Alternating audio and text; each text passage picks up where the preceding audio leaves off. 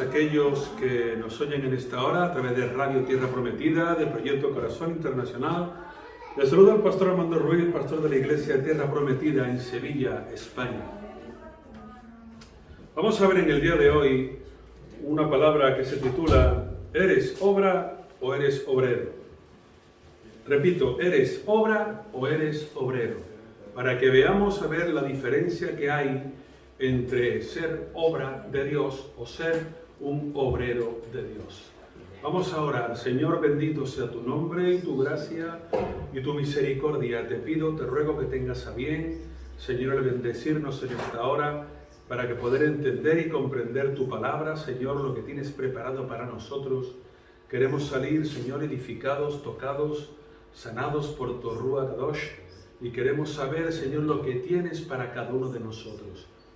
Te pido, Padre, en el nombre de Jesús, que es el nombre sobre todo nombre, en el cielo y en la tierra, que abra nuestro entendimiento, que seamos hacedores y cumplidores de tu palabra, para tu gloria y para tu honra, en el bendito nombre de Jesús. Amén y amén. Bien, abran sus Biblias por el segundo libro de Timoteo, en el capítulo 1, versículo número 7. Segundo de Timoteo, Nuevo Testamento, capítulo 1, versículo 7. Ahí vamos a ver lo que nos dice la palabra con respecto a qué es o una parte de los atributos que tenemos y que el Señor Dios Todopoderoso nos regala a cada uno de nosotros. Segundo de Timoteo, capítulo 1, versículo 7. Dice la palabra lo siguiente: porque no nos ha dado Dios espíritu de cobardía, sino de poder, de amor y de dominio propio. Repito, porque no nos ha dado Dios espíritu de cobardía, sino de poder, de amor y de dominio propio. Por tanto, no te avergüences de dar testimonio de nuestro Señor, ni de mí, preso suyo, sino participa de las aflicciones por el Evangelio según el poder de Dios. Él nos salvó y llamó con llamamiento santo, no conforme a nuestras obras, sino según el propósito suyo y la gracia que nos fue dada en Cristo Jesús antes de los tiempos de los siglos, pero que ahora ha sido manifestada por la aparición de nuestro Señor Jesucristo, el cual quitó la muerte y sacó a la luz la vida y la inmortalidad por el Evangelio. Bien, vamos a seguir leyendo luego más versículos bíblicos, pero lo que vemos aquí, en esta hora, yo titulaba el mensaje, ¿eres obra o eres obrero? Porque hay una diferencia importante entre ser obra o ser obrero. Una obra, todos sabemos lo que es. Una obra está todo por hacer, está todo por medio, hay mezcla, hay arena, hay polvo, hay ladrillos, hormigón, de todo. Pero es muy diferente a un obrero, aunque la palabra es parecida, pero en el mundo o en la iglesia del Señor hay una gran diferencia entre obra y obrero.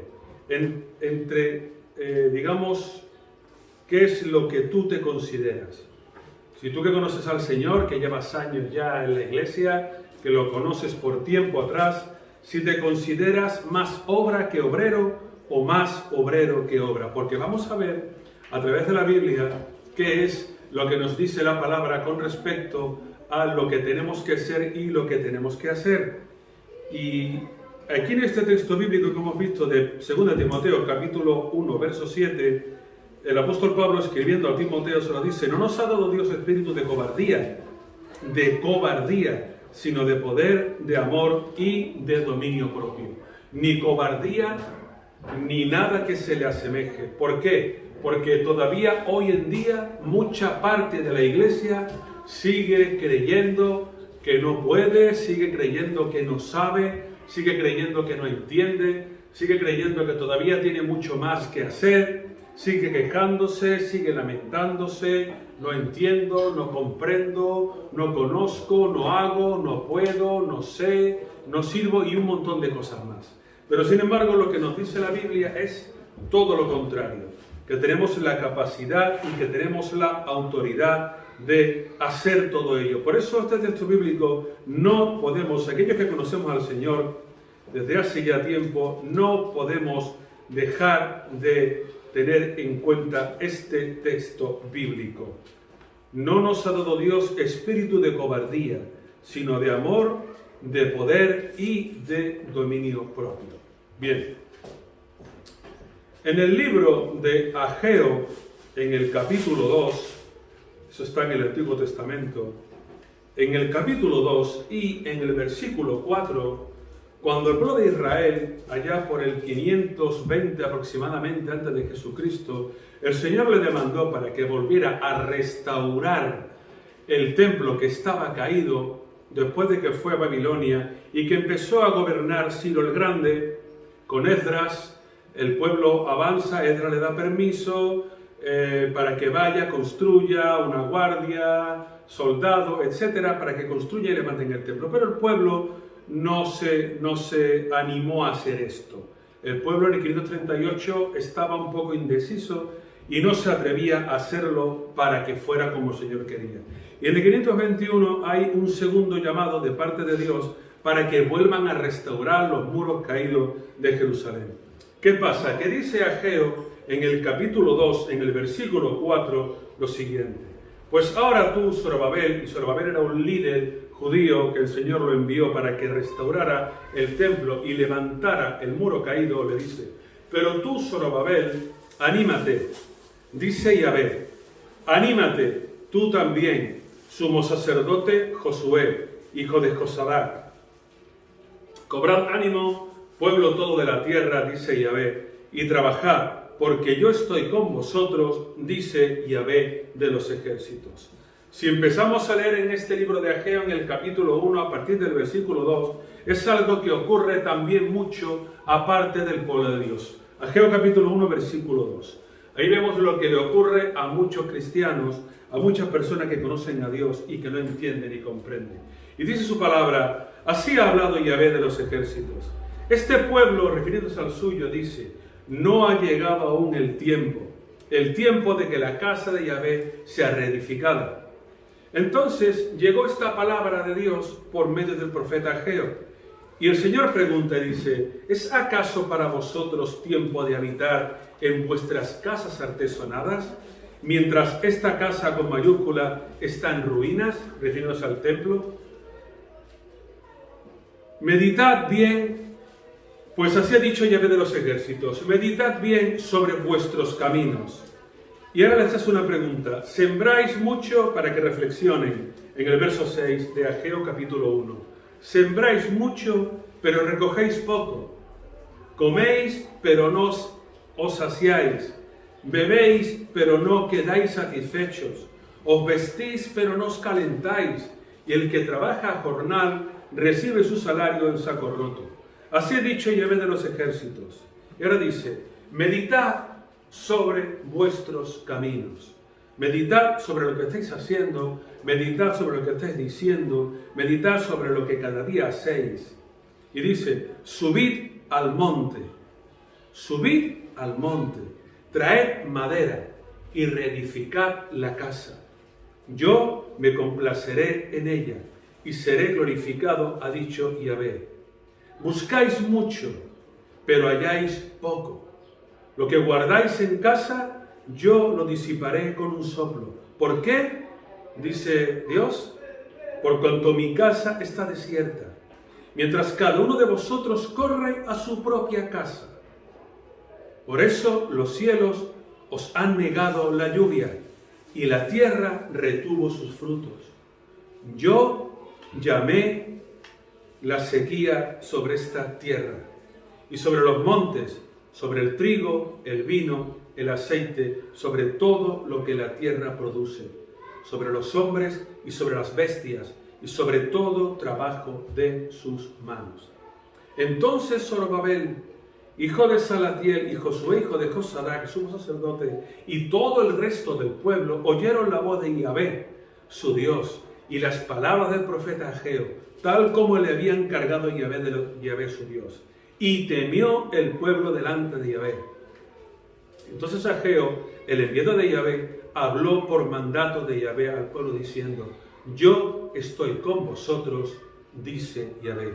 Así despertó Yahvé el espíritu de Zorobabel, hijo de Salatiel, gobernador de Judá, y el espíritu de Josué, hijo de Josadac, el sumo sacerdote, y el espíritu de todo el resto del pueblo. Ellos comenzaron a trabajar en la casa de Yahvé de los ejércitos, su Dios. Y era el día 24 del mes sexto del segundo año del rey Ciro, o sea, el 521 a.C. ¿Qué pasa? ¿Qué pasa con todo esto? Que el pueblo, cuando el pueblo conoce al Señor, pero cuando este pueblo se acomoda, se conforta, se relaja, pasa una cosa, que ya no se acuerda de que el Señor nos ha llamado ¿a qué? A que seamos pescadores de almas, como le dijo al apóstol Pedro: os he hecho pescadores de almas. O como acaba despidiéndose el Evangelio de Marcos: id pues y predicad el Evangelio a toda criatura. Aquel que creyera y fuere bautizado será salvo, pero aquel que no creyere, etcétera, etcétera. Por eso, hermanos, lleven el tiempo que lleven en la iglesia, lleven el tiempo que lleven en los caminos del Señor, siempre tienen que ser más obreros que obra. No podemos ser más obra que obreros. No podemos estar siempre diciéndole al Señor que tape los portillos de nuestro cuerpo, que tape los portillos de nuestra casa, que tape las fisuras, que tape aquello que no entendemos o que no comprendemos. Tenemos que ser obreros y no obra. Porque el apóstol Pablo es uno de los primeros consejos que le dio a Timoteo. No tenemos espíritu de cobardía, no tenemos espíritu de pusilánime, no tenemos espíritu de apocados, no tenemos espíritu de depresivos, no tenemos espíritu de desanimados, sino de amor, de poder y de dominio propio, para hacer todo aquello que el Señor nos mande a hacerlo. Y aquí el pueblo, el Señor permitió por segunda vez, esta vez por medio de Zorobabel, permitió que el pueblo restaurara el templo que estaba caído, porque casi durante 20 años el pueblo no había hecho nada. Tenía intención hablar mucho, decir mucho, pero hacer poco, por no decir hacer nada. El maestro, cuando estuvo con nosotros en la tierra, lo dijo: orad al Padre que envíe obreros a la mies, porque la mies es poca y la mies es mucha y los obreros son pocos. Por eso es tan importante, hermano, hermana, que me oyes en esta hora o que me ves en esta hora, que entiendas la importancia de ser obrero, la importancia de ser obrero. El Señor le dice a su pueblo, a Zorobabel, para que se lo transmita al pueblo, en el versículo 7 de Ageo 1, dice: meditad sobre vuestros caminos, meditad sobre lo que estáis haciendo. Hoy, cuando empezamos el culto, leíamos en el libro de Eclesiastés, en el capítulo 3, tiempo de siembra, tiempo de siega, tiempo de guerra, tiempo de paz, etcétera, etcétera, etcétera. Y había un tiempo, y el Señor durante 70 años había tenido el pueblo de Israel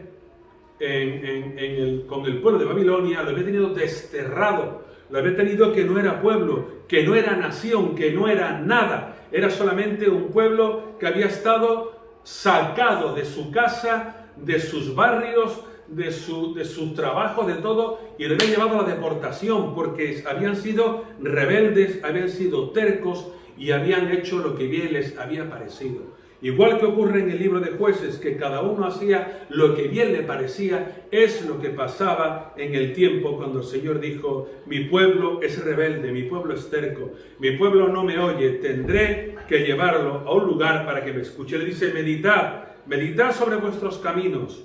Y ahora dice, subid al monte. ¿A qué monte?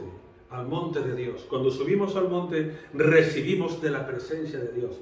Cuando subimos en la altura, recibimos lo que Él tiene para nosotros. Y dice, traed madera y reedificad la casa, porque yo me complaceré en ella y seré glorificado, ha dicho Yahvé. Buscáis mucho, pero halláis poco. Lo que guardáis en casa, yo lo disiparé con un soplo. ¿Por qué? Dice el Señor, porque mi casa está desierta. Se refiere al templo, a la iglesia, mientras cada uno de vosotros corre a su propia casa. Por eso los cielos os han negado la lluvia y la tierra retuvo los frutos. Yo llamé a la sequía y sobre las montañas y sobre los montes, sobre el trigo, el vino, el aceite y todo lo que la tierra de Israel da.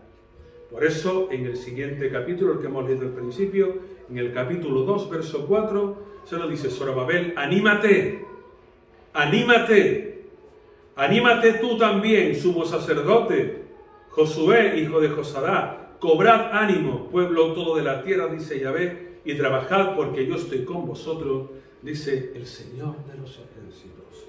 Amén. Amén. Luego, el Señor está con nosotros y su propósito también.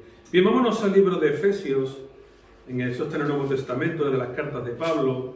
Efesios capítulo 4, en el versículo 1. Efesios 4, verso 1. Vamos a leer del 1 al 6. Capítulo 4 de Efesios, verso del 1 al 6, dice lo siguiente.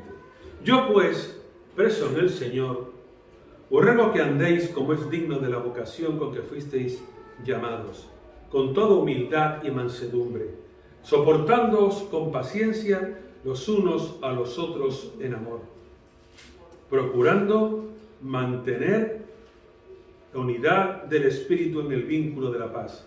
Un solo cuerpo, un solo Espíritu, como fuisteis también llamados en una misma esperanza de vuestra vocación. Un solo Señor, una sola fe, un solo bautismo, un solo Dios y Padre de todos, el cual es sobre todos y por todos y en todos. Hasta ahí.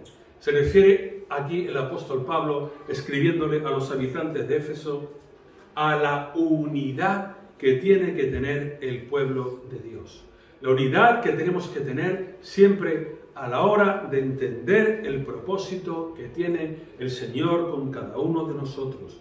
Entender el propósito que tiene para con nosotros. Dice el verso 4:4 de Efesios, un solo cuerpo y un solo espíritu, como fuisteis también llamados en una misma esperanza de vuestra vocación. Un solo cuerpo, el cuerpo de la iglesia, todos con un mismo sentir, todos con un mismo llamado, todos con una misma carga, todos con un mismo fin, con el mismo propósito, porque además todos con un mismo espíritu. Por eso es lo importante de no divagar, de no entender otras cosas que no son conforme a la Biblia, de no entender otras manifestaciones o doctrinas que no son conforme a la Biblia, porque lo único que hace es confundir, lo único que hace es dudar y lo único que hace es apartarnos de toda realidad, porque el Espíritu es el que dice el Señor, Él os traerá toda la enseñanza, Él os traerá todo aquello que no comprendáis, todo aquello que no entendáis, para que lo podáis resolver, para que lo podáis entender. Por eso cuando nos dice la palabra que somos la iglesia del Señor, es un solo cuerpo y un solo espíritu, como fuisteis también llamados en una misma esperanza de vuestra vocación. Y dice además, un solo Señor, una sola fe y un solo bautismo, un solo Dios y Padre de todos, el cual es sobre todos y por todos y en todos. En el mundo vemos cada día cómo intentan manipularnos, intentan meter duda, intentan hacer ver que si el Big Bang, que si la teoría de la evolución, que si venimos del mono, del macaco, de la macaca o de lo que sea, que si el Señor no nos ha creado, que si fue una explosión, que si yo qué sé, un montón de tonterías, ¿no?, que se dicen, ¿no? Porque como no puede pesarlo ni puede medirlo, no pueden demostrar que Dios existe. Pero todo en la vida no es pesar algo o medir algo, porque el amor no se puede pesar, el amor no se puede medir. El viento no se ve, la lluvia tú ves cuando te cae, pero tú no sabes de dónde viene. Tú crees que viene de arriba, de las nubes, ¿verdad? El frío yo no lo veo, pero sé que existe. El calor lo siento, pero yo no lo veo. Pues cosas como esa es lo que intenta cada día el mundo menguar, menguar y menguar en la fe de cada uno de nosotros. Pero a través de la Biblia vemos y entendemos, y se ha demostrado y se sigue demostrando a día de hoy, muchos descubrimientos. Cada vez más los antropólogos, los que todavía siguen excavando en las profundidades, los que todavía siguen descubriendo, se dan cuenta que tienen que acudir a la Biblia para contrastar todavía una buena cantidad de descubrimientos. Y se dan cuenta que la Tierra no tiene tantos millones de años como quieren hacernos ver y entender, sino que tiene bastantes menos. Bastantes menos. Nosotros entendemos entre 6 y 8.000 años aproximadamente tiene la Biblia, y todavía hay restos del diluvio, y explicar sería largo y tendido el porqué de muchas cosas que hoy ven nuestros ojos y que para nada tiene que ver con 2.500 millones de años ni nada por el estilo. Por eso dice el Señor, el Dios de la creación, un solo Señor, una sola fe, un solo bautismo, un solo Dios y Padre de todos, el cual es sobre todos y por todos y en todos. En todos, por todos y para todos. No somos fruto de la creación de un accidente. No somos fruto de una explosión. No somos fruto ni tenemos genes de un mono, sea de donde sea. No, somos hechos por Dios, a su imagen y a su semejanza.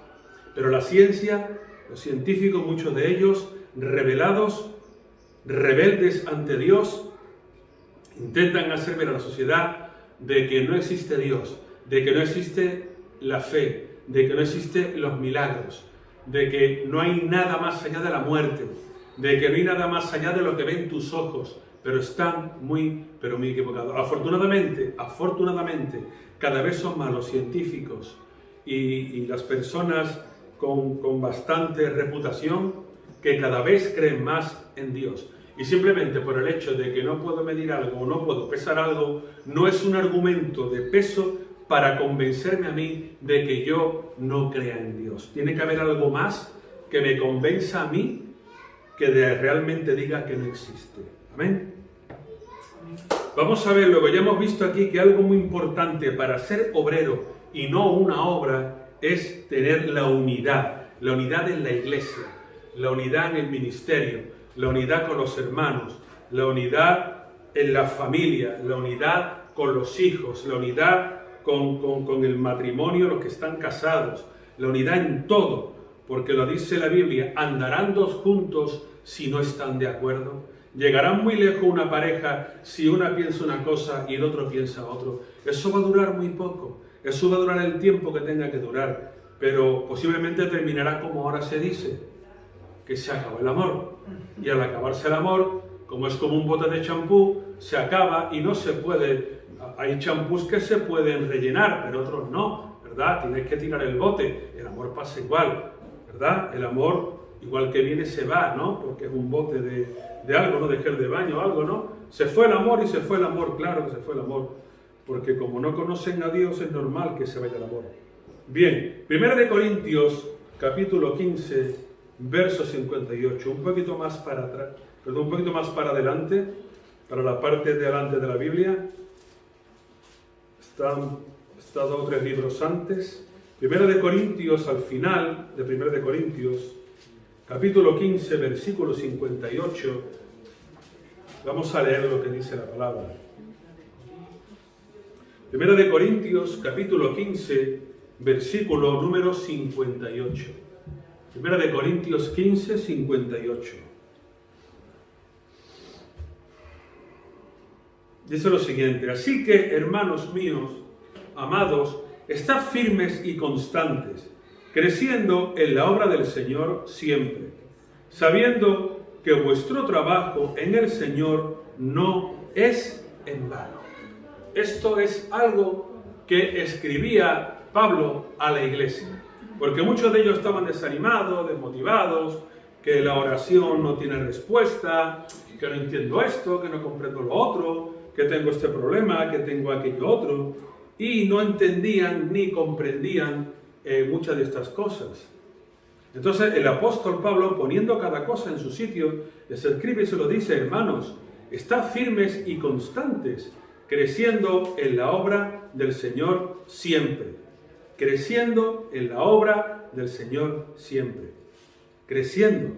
Una obra se termina, no hay ninguna obra que empiece y se quede ahí. Bueno, lo vemos por ahí, ¿no? Muchos edificios que se han quedado a medias, por una cosa o por otra, o por falta de presupuesto, o por lo que sea, se quedan a medias. Pero no es lo normal. Nadie se gasta un dinero en hacer un edificio, en hacer una cimentación, una estructura, para luego dejarlo ahí. Lo normal es que se termine el edificio. Por eso lo normal es que un cristiano, una persona que conoce a Dios, lo normal es que deje de ser obra para que ya tenga un tiempo de ser obrero y que no siempre esté haciendo una obra y que no siempre esté diciendo: es que tengo este problema, es que tengo lo otro, es que Dios así, Dios asado, sino tiene un momento en que tenemos que terminar y tenemos que llegar a ser obreros. Vámonos al siguiente capítulo, a 1 Corintios 16, en el versículo 13.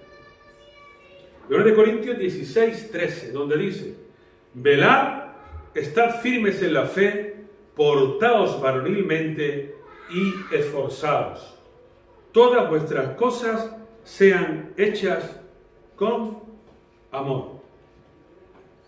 Todas vuestras cosas sean hechas con amor. Hermanos, ya sabéis que la familia de Estéfanas, en las primicias de Acaya, aquellos se han dedicado al servicio de los santos.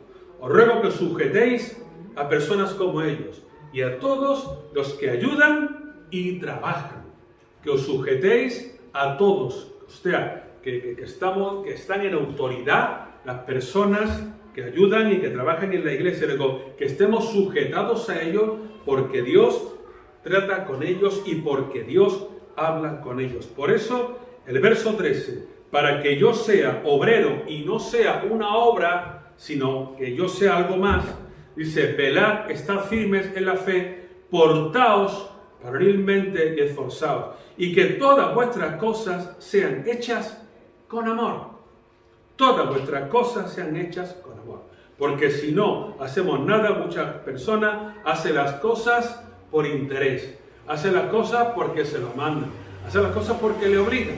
Pero la Biblia nos enseña que todo aquello que hagamos, lo hagamos por fe, lo hagamos por amor, lo hagamos porque tiene un propósito, porque queremos hacerlo para algo, para alguien. El apóstol Pablo se lo escribía en el capítulo anterior: hermanos, amados, estad firmes, estad constantes, pero creced en la obra del Señor siempre. No os quedéis como estáis.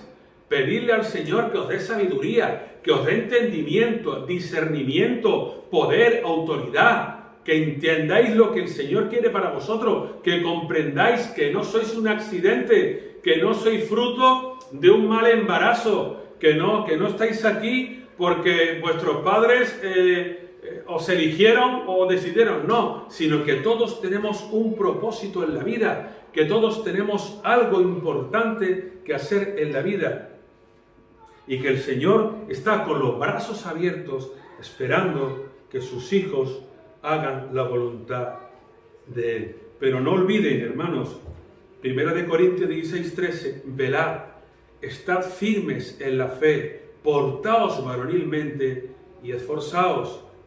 Velad, estar atentos, tener cuidado, andar en santificación, andar en orden.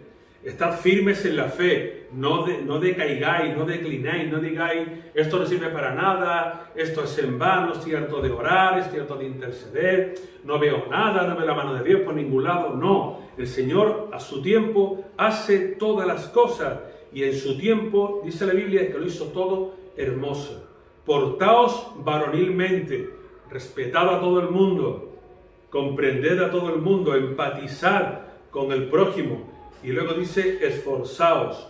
lo importante que es esforzados, porque si no nos esforzamos, nunca dejaremos, siempre seremos obra y nunca seremos obreros.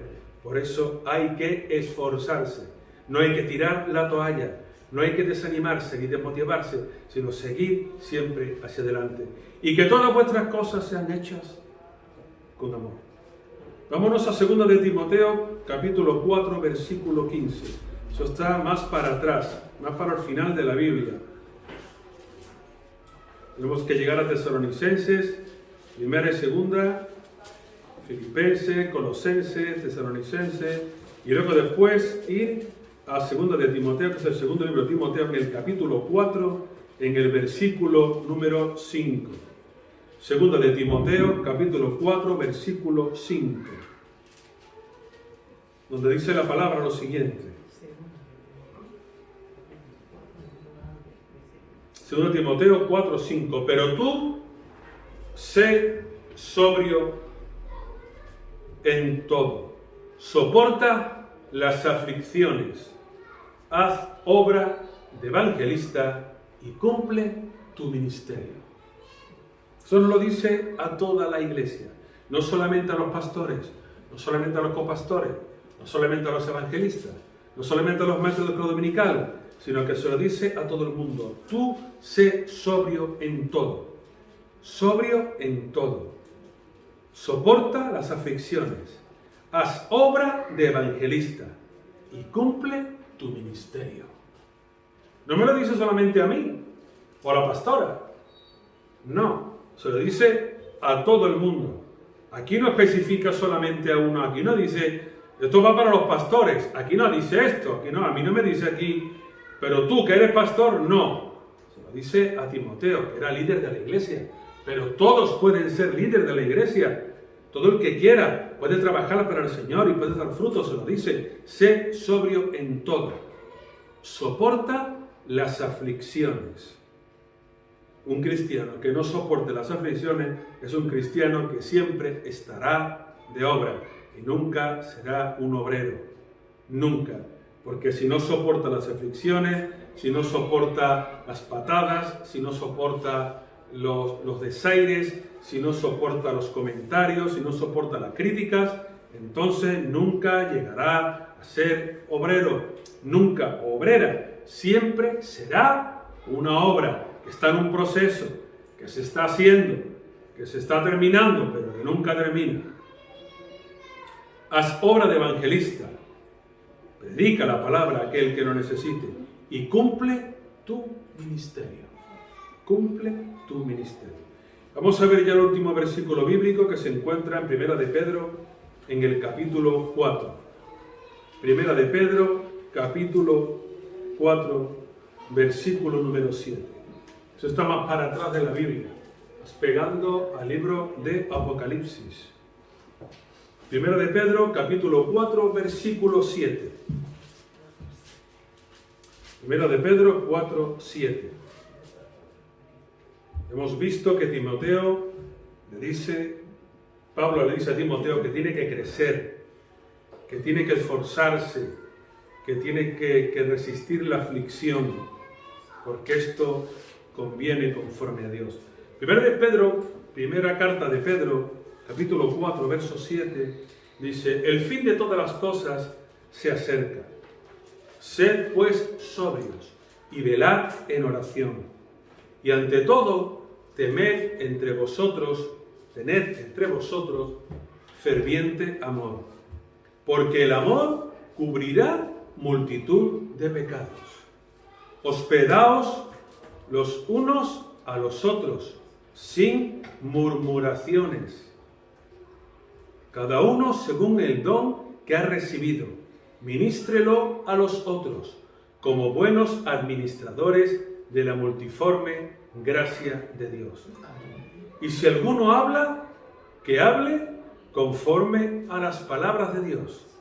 Y si alguno ministra, que ministre conforme al poder que Dios da, para que en todo sea Dios glorificado por Jesucristo, a quien pertenecen la gloria y el imperio por los siglos de los siglos. Amén. Amén.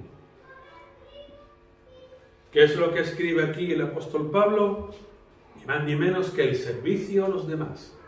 El dar testimonio. Y recuerden ustedes que el maestro dijo: yo no he venido para servir, yo no he venido para ser servido, yo he venido para servir.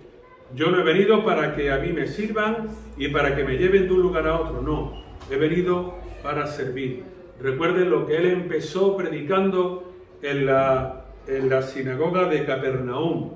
Hoy la palabra del libro de Isaías se hace evidente aquí. He venido para abrir los ojos al ciego, para liberar de la cárcel al que está encarcelado, para sanar a los oprimidos, para quitarle la venda a los que están ciegos y engañados durante mucho tiempo por el diablo, por Satanás, que el Señor lo reprenda. Eso es lo que el Maestro hizo, y eso es lo que el apóstol Pedro le escribe a la iglesia. El fin, dice, el fin de todas las cosas se acerca. Si ya decía esto cuando lo escribió hace 2000 años, figúrense ahora, sed pues sobrios y velad en oración. Y ante todo tened entre vosotros ferviente amor, porque el amor cubrirá multitud de pecados. Hospedaos los unos a los otros sin murmuraciones, sin críticas. Cada uno según el don que ha recibido, que lo ministra a los otros como buenos ministradores de la multiforme gracia de Dios. Uno tiene don de la alabanza, que cante para nosotros. Otro tiene el don de tocar instrumentos, que lo toque para la iglesia.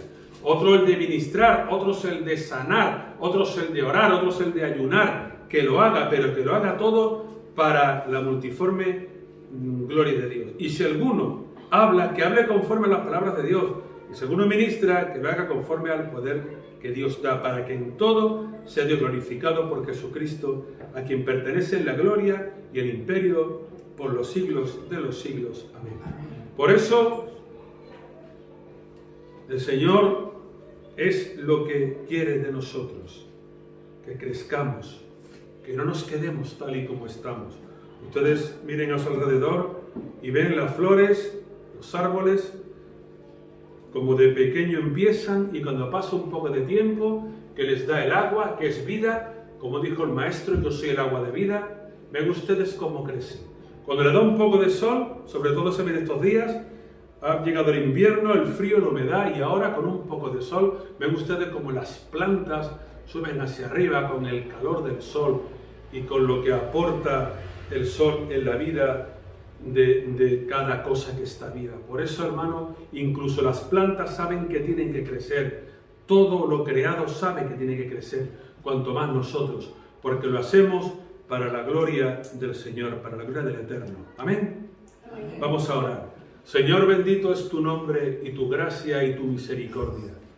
Por eso, Señor, te pido, te ruego, en el nombre de Jesús de Nazaret, que es nombre sobre todo nombre, Padre, que tú tengas a bien, Señor, el tocar cada vida, el tocarnos a cada uno de nosotros, Señor. Queremos ser obreros, no queremos ser obra, Padre.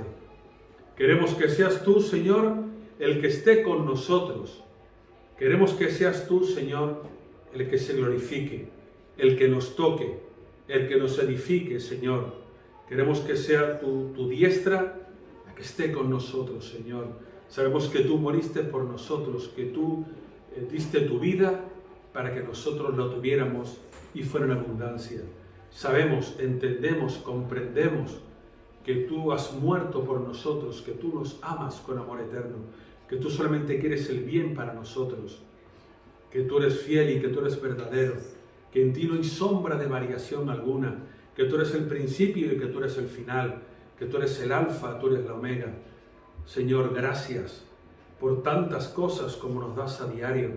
Tanto vemos tu mano como nos sostiene, como no nos falta el abrigo, el sustento, el alimento, el salir, el entrar, el trabajo, la salud. Vemos tu mano puesta en cada uno de nosotros, Señor, como tú nos llevas de gloria en gloria y de victoria en victoria, Señor. Vemos como tu palabra es verdadera y como en ti no hay variación alguna, Señor. Háblale a tu iglesia. Háblale, Señor, para que deje de ser obra y se convierta en obrero, Señor. Se convierta en obreras, se convierta en una iglesia que trabaja, que testifica, que testimonia, Señor, en cualquier lugar del mundo, Padre. Porque hay tanta necesidad de tu palabra, hay tanta necesidad de que las almas te conozcan a ti, Señor, porque tú así lo dijiste, que rogásemos al Padre para que enviara obreros a la mies, porque la mies es mucha, pero los obreros son pocos, Señor. Gracias te doy por todo lo que has hecho, por todo lo que haces y por todo lo que vas a seguir haciendo, Padre. Bendito sea tu nombre, Señor. Sigue ayudándonos, fortaleciéndonos, levantándonos, que sintamos tu presencia, tu poder y la llenura del Espíritu Santo, Señor. Gracias por todo, Yeshua. En tu nombre te lo pido todo. Amén y amén.